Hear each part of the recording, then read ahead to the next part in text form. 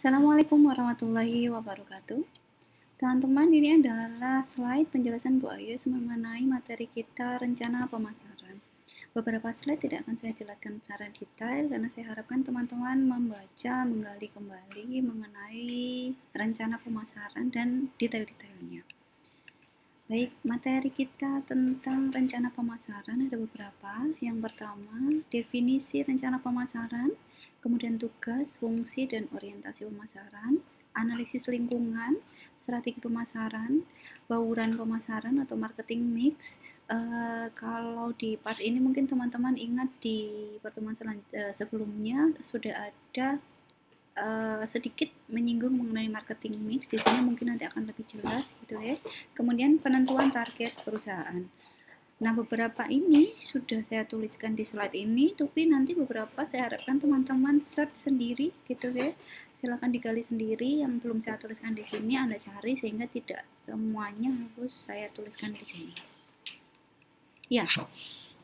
Sebelum mulai membahas mengenai strategi pemasaran, marketing strategi, Anda bisa melihat ini menarik sebenarnya ya untuk dibahas. Ada satu gambar yang mungkin di beberapa buku juga dituliskan gitu. Ini mengingatkan kita sesuatu sebenarnya mengenai strategi pemasaran. Jadi ada 3 orang di sini dengan posisi seperti itu. Yang saya mau adalah coba nanti di WAG teman-teman diskusikan. Apa sih sebenarnya yang terjadi di situ? Kalau yang menggunakan baju hitam ini, misalkan ini adalah Anda, kemudian yang menggunakan baju merah ini adalah customer Anda, dan yang abu-abu ini adalah your competitor atau orang yang berkompetisi atau institusi atau perusahaan yang juga berkompetisi dengan Anda. Nah, inilah yang terjadi dalam dunia nyata kita ya. Dan saya mau teman-teman memberikan gambaran. Silahkan menurut teman-teman, pendapat teman-teman dengan melihat ini sebenarnya apa yang terjadi. Kemudian antisipasinya apa sih kalau ada kasus yang seperti ini, karena inilah dunia nyatanya gitu ya. Baik, itu yang Anda diskusikan di WAG sejauh ini. Sekarang kita berpindah ilustrasi singkat pemasaran. Nah, mengapa kita perlu membahas mengenai marketing plan atau rencana pemasaran? Karena roh dari bisnis itu sebenarnya adalah kepuasan pelanggan. Yang perlu kita lakukan adalah membuat pelanggan kita puas. The best strategi adalah memuaskan pelanggan kita. Yang kedua, persaingan industri sangatlah ketat. Pesaing Anda sangatlah mungkin merebut pasar yang telah Anda kuasai selama ini. Gitu ya, ini ilustrasi singkat pemasaran kita, maka Anda perlu strategi untuk memasarkan barang Anda. Nah, apa itu pemasaran? Pemasaran itu adalah satu proses sosial dan manajerial yang membuat individu atau kelompok mendapatkan apa yang mereka butuhkan dan inginkan dengan menciptakan, menawarkan, dan mempertukarkan produk yang bernilai kepada orang lain. Ini menurut Kotler. Ada lagi, pemasaran ini memiliki konsep inti yang meliputi kebutuhan, keinginan, dan permintaan. Kemudian, Sukartawi mendefinisikan pemasaran sebagai aliran barang dari produsen ke konsumen. Juga ada definisi dari Sukoco bahwa pemasaran sebagai suatu sistem keseluruhan dari suatu kegiatan usaha yang ditujukan untuk merencanakan, menentukan harga, mempromosikan, dan mendistribusikan barang atau jasa yang dapat memuaskan pembeli atau konsumen. Nah, itu definisinya. Saya yakin teman-teman secara harfiah atau selama ini sudah mengenal apa itu pemasaran ya. Hanya kita definisikan di sini bahwa itu meliputi hal-hal ini. Kita merencanakan, menentukan harga, mempromosikan. Nah, nanti sebenarnya ini kaitannya dengan marketing mix yang akan kita bahas di belakang. Apa saja sih marketing mix itu? Bauran pemasaran itu apa saja? Nanti kita lihat. Nah, konsep pemasaran terbaru saat ini itu apa? Adalah konsep yang berorientasi pada persaingan, di mana pengusaha berpikir untuk memperoleh persaingan yang lebih unggul dibandingkan dengan pesaingnya dalam melayani konsumen. Jadi, our value plus kita itu apa gitu ya? Our value plus itu yang kita jual gitu. Jadi bisa jadi seperti yang kita bahas sebelumnya, bisa saja kita menjual barang yang sama tapi kita bisa pasarkan dengan lebih karena kita menjual value-nya. Nah, itu jadi bagaimana kita bertahan pada persaingan yang ketat saat ini. Gitu. Nah, ini konsep-konsep inti pemasaran adalah kebutuhan, keinginan, permintaan, produk, nilai dan kepuasan, pertukaran, transaksi, hubungan, dan pasar. Itulah konsep-konsep inti pemasarannya ya. Selanjutnya, fungsi pemasaran adalah fungsi perdagangan, fungsi pembelian, fungsi penjualan. Nah, mungkin teman-teman yang paling yang Anda temui selama ini yang ketiga ya, fungsi penjualan yang paling akrab dengan teman-teman. Ada juga fungsi transportasi, fungsi pergudangan, standarisasi, fungsi keuangan, fungsi komunikasi, dan fungsi resiko. Nah, untuk fungsi resiko ini sebenarnya pemasaran itu ketika memikirkan tentang pemasaran pada part fungsi resiko, ini bagaimana kita memikirkan untuk menangani atau menghadapi resiko yang muncul ketika produk kita mungkin rusak atau produk kita mungkin expired dan sebagainya pada saat pengiriman. Nah, itu di sini juga termaktub dalam pemasaran. Jadi itu sudah juga harus dipikirkan sejak awal. Maka di sini ada fungsi resiko. Untuk fungsi-fungsi yang lain, teman-teman bisa melihat sendiri ya, nanti di browsing lagi begitu Anda bisa cari yang dimaksud dengan fungsi standarisasi itu apa sih gitu ya. Kemudian fungsi komunikasi itu apa dan terusnya. Teman-teman bisa lihat. Nah, sekarang tugas pemasaran. Yang kita lakukan apa ya dalam pemasaran? Sebenarnya kita mau mengubah orang yang tidak suka terhadap suatu produk menjadi suka. Nah, ini adalah tugas pemasaran pada conversional marketing. Jadi awalnya tak suka menjadi suka. Kita mengubah sesuatu. Kemudian stimulasional marketing, kita menstimulasi atau mendorong kebutuhan orang yang tidak berminat atau mengetahui. Jadi kita mendorong kebutuhan orang. Awalnya yang tidak berminat, kita mau mendorong dia untuk menjadi berminat. Yang ketiga, mengembangkan pemenuhan kebutuhan yang belum terpenuhi, developmental marketing.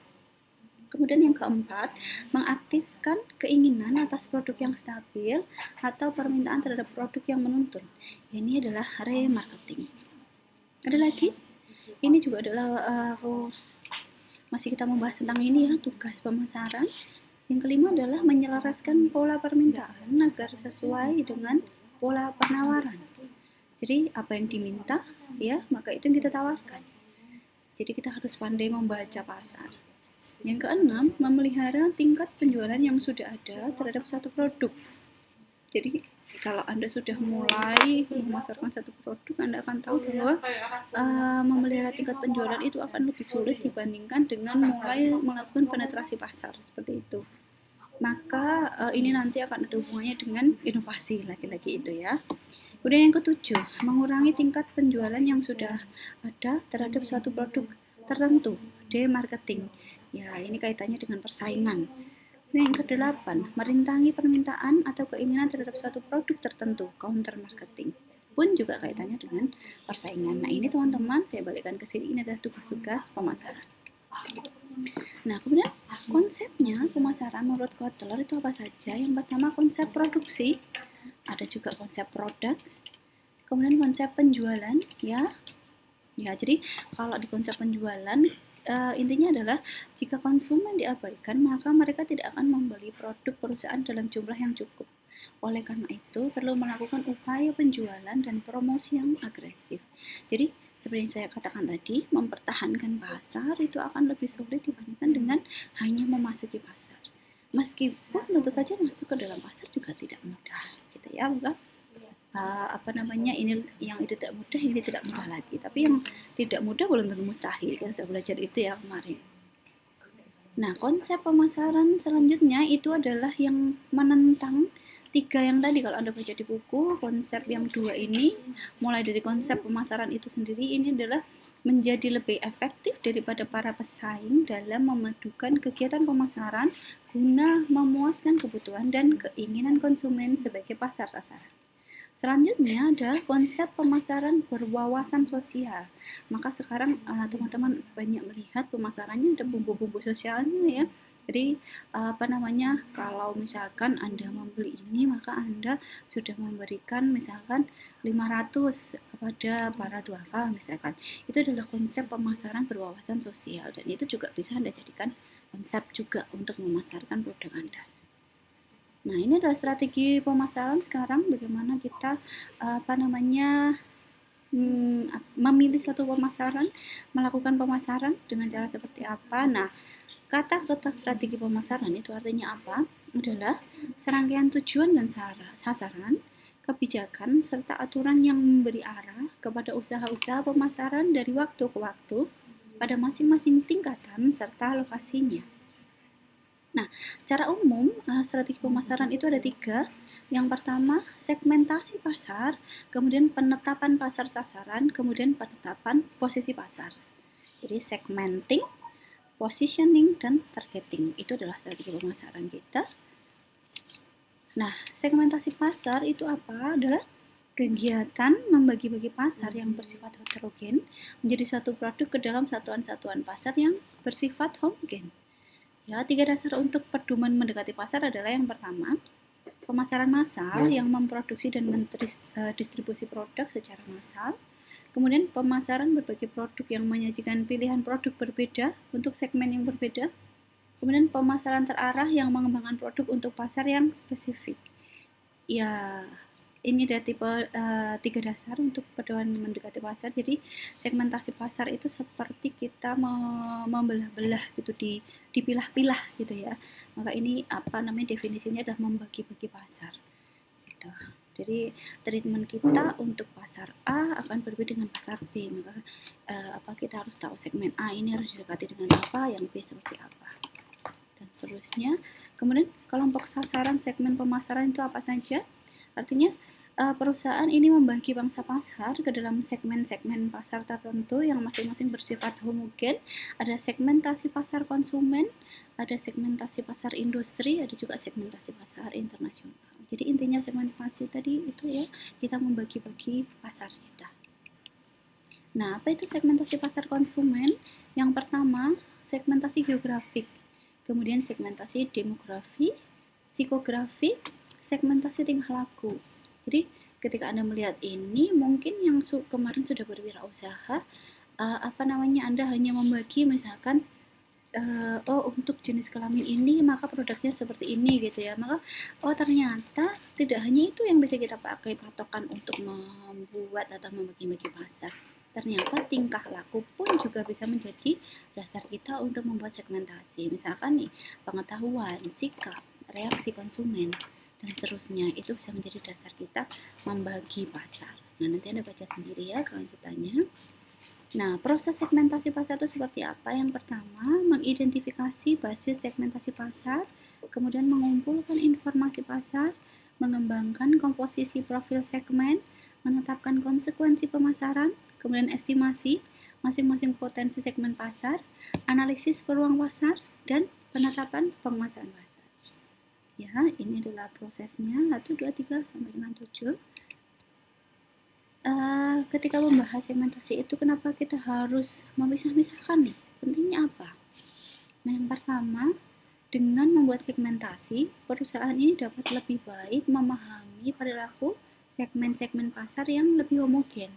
Sehingga ketika kita memahami perilaku segmen pasar kita bisa lebih baik dalam melayani kebutuhan konsumen. Jadi sejak awal tadi dikatakan bahwa tujuan marketing kita adalah untuk memuaskan konsumen. Maka dengan melalui segmentasi kita memahami perilaku segmen-segmen itu dengan lebih baik. Jadi pelayanan kita juga akan lebih baik. Yang kedua, apabila pasar terlalu luas, perusahaan dapat memilih satu atau beberapa segmen saja. Jadi untuk memaksimalkan ya pelayanan kita juga ketika pasarnya terlalu luas, setelah disegmen-segmenkan, kita bisa memilih beberapa segmen yang mau kita targetkan. Yang ketiga, pasar bersifat dinamis. Pasar berkembang terus yang ditandai dengan perubahan-perubahan sikap, siklus kehidupan, kondisi keluarga, pendapatan, dan sebagainya. Yang keempat, produk, barang, dan jasa berubah sesuai dengan kehidupan produk tersebut. Jadi kita bisa berubah mengikuti perubahan segmennya. Dengan begitu produk kita juga tetap akan bisa bertahan. Seperti itu. Nah, segmentasi yang efektif itu seperti apa? Tidak hanya sekedar membuat segmen saja, tapi yang pertama, dia harus dapat diukur. Jadi satu informasi mengenai sifat-sifat pembeli yang mencakup ukuran, daya beli, dan segmennya itu bisa diukur. Yang kedua, dapat dijangkau. segmen pasar ini dapat dijangkau dan dilayani secara efektif. Yang ketiga, besarnya cakupan, yaitu tingkat keleluasaan segmen pasar dan menjanjikan jika dilayani. Yang keempat, dapat dilaksanakan. Terakhir, harus profitable atau memberikan keuntungan. Nah, selanjutnya berbicara segmen pasar, tadi saya sudah singgung sedikit bahwa dengan begitu kita bisa membuat targeting yang lebih baik. Nah, sekarang target pasar ya yang kita bahas. Untuk menetapkan target pasar, perusahaan kita tuh harus lebih dulu melakukan segmentasi pasar. Tadi saya katakan dengan cara mengelompokkan konsumen ke dalam kelompok dengan sifat yang hampir sama. Nah, target pasar itu sendiri adalah kelompok konsumen yang agak homogen yang akan dijadikan sasaran perusahaan dengan suatu strategi marketing mix. Jadi setelah kita buat segmentasi, kita tetapkan yang ini loh yang akan saya pilih sebagai target. Nah, segmentasi pasar dimasukkan untuk mengkaji dan mencari kesempatan segmen pasar yang dihadapi perusahaan, menilai segmen pasar, dan memutuskan berapa banyak dari segmen pasar yang ada tersebut yang akan dilayani oleh perusahaan. Kenapa? Karena tadi sudah dikatakan ketika segmennya terlalu luas, kita bisa memilih hanya beberapa saja yang mau kita layani. Nah, ini juga menjadi pemikiran kita ya. Target pasar ini perlu diterapkan karena bermanfaat dalam apa sih sebenarnya gitu ya. Coba dipikirkan lagi kenapa kita perlu membuat target pasar. Nah, teman-teman, ini juga bisa menjadi bahan Anda untuk diskusi. Silakan di WA-Q Anda tuliskan kenapa kita perlu menerapkan target pasar, kenapa kita melakukan segmentasi, kemudian kita memilih targetnya yang ini loh. Coba Anda sebutkan mungkin minimal 5 ya. Nggak didiskusikan di WAG apa saja sih manfaat dari penerapan target pasar itu. Ya, silakan selain yang tadi ya, yang gambar Anda berikan pendapat Anda, silakan juga Anda tuliskan perlunya penerapan target pasar. Ini karena dia bermanfaat dalam bla bla bla bla bla gitu ya. Oke, selanjutnya. Nah, ini teman-teman bisa lihat gambarnya lagi. Ketika bicara produk yang sama gitu ya, pemasarannya belum tentu sama. Ini berkaitan dengan segmen yang dilayani.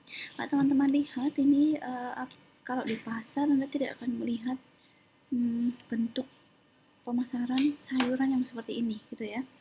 Nah, maka dalam mengidentifikasikan bagian pasar yang dapat dilayani secara efektif, perusahaan akan berada pada posisi lebih baik dengan melayani konsumen tertentu dari pasar tersebut. Artinya sama-sama menjual tomat, sama-sama menjual kentang, sama-sama menjual bawang. Tapi ketika Anda pergi ke pasar gitu ya, pasar tradisional, Anda tidak akan menemui yang dipasarkan dengan cara seperti ini ya. Maka dengan segmen yang berbeda, dengan target pasar yang berbeda, orang akan memberikan pelayanan yang berbeda. Dan kita harus selalu berusaha untuk berada dalam posisi lebih baik lagi dalam melayani konsumen tertentu. Kalau di sini Anda bisa lihat nanti bentuk konsumen yang Anda layani itu maka akan ada dari segmen pasar yang mana, Anda tahu sendiri ya. Oke. Nah, 3 alternatif strategi dalam menentukan target pasar. Yang pertama, strategi dengan tidak membedakan pasar, jadi dianggap sama saja gitu ya. Nah, ini dalam strategi ini kita meninjau pasar secara keseluruhan, kita memusatkan perhatian pada kesamaan kebutuhan konsumen, kemudian menghasilkan dan memasarkan satu macam produk, menarik semua konsumen dan memenuhi kebutuhan semua konsumen gitu ya. Kemudian pasar yang dituju dan teknik pemasarannya bersifat massal, ditujukan kepada segmen terbesar yang ada dalam pasar. Nah, nanti ini berikan contohnya nih. Misalnya yang pertama ini strategi ini tidak membedakan pasar, nanti berikan contohnya ya di grup Anda juga. Yang kedua, strategi membeda-bedakan pasar. Ya, ini adalah melayani 2 atau lebih kelompok konsumen tertentu dengan jenis produk tertentu, kemudian menghasilkan dan memasarkan produk yang berbeda-beda melalui program pemasaran yang berbeda-beda untuk tiap kelompok konsumen tertentu. Kemudian mengarahkan usahanya pada keinginan konsumen yang kemudian kita ingin memperoleh loyalitas, kepercayaan, serta pembelian ulang dari kelompok konsumen tersebut. Kemudian yang ketiga adalah strategi terkonsentrasi. Ini adalah kita memilih hanya satu segmen saja, segmen pasar tertentu, kemudian kita memusatkan segala kegiatan pemasarannya pada satu atau lebih segmen pasar yang akan memberikan keuntungan terbesar. ya. Kemudian mengembangkan produk yang lebih ideal dan spesifik bagi kelompok konsumen tersebut. Kemudian memperoleh kedudukan atau posisi yang kuat di dalam segmen pasar tertentu yang dipilih. Kalau Anda mau mencari kenyamanan dalam memasarkan, strategi terkonsentrasi ini sebenarnya yang paling cocok ya, karena Anda berfokus pada segmen yang lebih sempit, sehingga kemungkinan inovasinya akan jauh lebih besar bisa Anda lakukan di sini. Anda pergerakannya lebih besar karena Anda fokus pada sesuatu tertentu saja, ya. Ya, faktor-faktor yang mempengaruhi strategi target pasar adalah yang pertama, sumber-sumber perusahaan, kemudian homogenitas produk, strategi pemasaran pesaing. Yang keempat, tahap-tahap dalam siklus kehidupan produk, kemudian homogenitas pasar.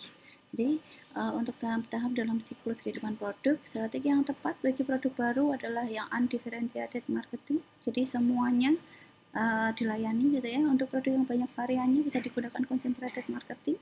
Kemudian pada tahap produk ini sudah matang, mature gitu ya, bisa kita gunakan differentiated marketing gitu. Jadi pembedaan dan sebagainya tadi ini yang terbaik bisa Anda lihat di sini. Kalau produk Anda baru, Anda gunakan ini. Kalau variannya banyak, kemudian kalau dia sudah berkembang, maka Anda bisa gunakan yang terakhir seperti itu. Nah, sebelum melakukan evaluasi target pasar, kita harus mencari informasi dan analisis data terkait. Nah, evaluasi ini digunakan untuk menilai apakah target pasar yang dilayani perusahaan masih dapat diharapkan memberikan kontribusi pada pencapaian tujuan perusahaan. Ya, kemudian yang harus dianalisis itu apa saja? Apakah produk yang dipasarkan dan strategi marketing mix yang dijalankan itu sesuai? Kemudian bagaimana kepuasan konsumen yang menjadi target pasar? Kemudian bagaimana laba perusahaan? Nah, selanjutnya kita bahas mengenai diferensiasi, yaitu tindakan merancang satu set perbedaan yang berarti untuk membedakan penawaran perusahaan dari penawaran pesaing. Nah, diferensiasi ini bisa macam-macam. Anda membuat pembeda ya, intinya pembeda dari pesaing kita. Bisa yang kita membuat jadi beda adalah produknya, bisa pelayanannya, bisa personilnya, bisa salurannya, atau citranya. Jadi, dalam memasarkan kita perlu melakukan diferensiasi yang bisa Anda pilih diferensiannya mau yang mana gitu ya. Kemudian positioning itu adalah tindakan merancang penawaran dan citra perusahaan sehingga menempati suatu posisi kompetitif yang berarti dan berada dalam benak pelanggan sasarannya. Jadi kalau kita sudah dapat posisi, sudah ada dalam benak sasaran pelanggan kita itu, kalau orang berpikir tentang, misalkan kita berpikir tentang air mineral, orang akan berpikir tentang aqua misalkan ya. Kalau kita berpikir mengenai mie instan gitu ya, mungkin orang akan berpikir tentang Indomie. Kalau berpikir mengenai pasta gigi, langsung berpikir tentang Pepsodent misalkan gitu ya. Nah, itu berarti kita sudah bisa memposisikan produk kita di pasar. Nah, suatu perusahaan dapat menentukan posisinya melalui persepsi pelanggan terhadap produknya dan produk pesaingnya sehingga akan dihasilkan peta persepsi. Seperti itu yang kita harapkan adalah kita memposisikan produk kita di pasar sehingga pelanggan kita, sasaran produk kita akan langsung terpikir pada produk ketika kita begitu memikirkan kebutuhannya. Nah, positioning itu bisa menurut atribut produk, manfaatnya, harganya, penggunaannya atau penerapannya, bisa juga pemakai, bisa juga dibedakan menurut pesaing, juga bisa menurut kategori produk. Nah, setelah menentukan dan memilih sasaran pasar, Anda memposisikan produk Anda di pasar sebagai langkah merebut pasar di pikiran konsumen, ya. Kemudian strategi diferensiasi produk Anda sebagai langkah strategis untuk membedakan produk Anda. Kemudian strategi penguatan merek, ya. Setelah positioning, kemudian diferensiasi, kemudian penguatan merek atau branding dari produk Anda. Jadi tujuan brandingnya adalah agar kita mendapatkan konsumen yang loyal, yang setia, yang bangga dan yang puas gitu, dengan cara memasarkan dan menjual secara eksperiental dan emosional gitu. Lalu jadi dia tidak akan beralih ke yang lain seperti pada foto yang tadi gitu ya. Yang awal tadi yang saya katakan didiskusikan di grup. Nah, dalam menentukan target perusahaan, sasaran harus diurutkan secara hierarkis dari yang paling penting hingga sasaran yang paling kurang penting untuk dicapai gitu ya, tapi harus kita tuliskan di situ targetnya. Kemudian sedapat mungkin harus dinyatakan secara kuantitatif, Kemudian sasaran yang ditetapkan harus realistis, tidak berdasarkan angan-angan saja, harus menjadi bahan pertimbangan, dilengkapi dengan data dan fakta sebagai dasar, kemudian sasarannya harus konsisten. Nah, ini kemudian marketing mix yang ini tadi sudah katakan, sudah dibahas di pertemuan sebelumnya, atau bauran pemasaran. Isinya dari marketing mix itu sebenarnya apa saja? Dia ada 4 ya. Ruang lingkup pemasaran yang luas ini dapat disederhanakan menjadi 4 kegiatan utama. Jadi marketing mix itu apa? Adalah 4 kegiatan utama dalam ruang lingkup pemasaran. Ya, itu apa saja? Produk, harga, tempat, dan promosi. Ya, ini didefinisikan sebagai perangkat alat pemasaran yang digunakan perusahaan untuk mencapai tujuan dalam pasar sasaran. Jadi tadi marketing mix. Nah, sekarang mengenai produk. Produk itu apa? Adalah sekumpulan atribut yang nampak ataupun tidak nampak, mencakup warna, bentuk, aroma, kemasan, dan sebagainya yang diterima oleh konsumen dan dapat memenuhi kebutuhannya. Strategi produk mencakup keputusan tentang acuan bauran produk, merek dagang, kemasan, serta tingkat kualitas produk dan pelayanan. Harga itu apa? Adalah sejumlah uang yang harus dibayarkan oleh konsumen untuk mendapatkan satu barang atau jumlah nilai yang ditukarkan oleh konsumen dengan manfaat atas menggunakan produk perusahaan. Nah, bisa jadi kita bicara barang, bisa jadi kita berbicara jasa ya. Kemudian distribusi atau tempat adalah berkaitan dengan distribusi. Kita harus tahu dulu bahwa suatu komoditas itu dapat dikatakan sebagai sebuah produk apabila berada pada tempat atau saat yang dibutuhkan oleh konsumen. Nah, kegiatan distribusi ini merupakan kegiatan penyampaian produk agar sampai ke tangan konsumen pada waktu yang tepat. Nah, seperti kalau kita bicara air gitu ya, air minum. Mungkin kalau Anda di rumah gitu ya, mengambil dari kan dan direbus dan sebagainya, mungkin kita hanya bisa melihat itu sebagai satu komoditas. Kemudian Anda bisa bayangkan bagaimana kita bisa melihat produk sekarang, air minum dalam kemasan gitu ya, bagaimana awalnya dia dibentuk, bagaimana positioningnya, bagaimana brandingnya.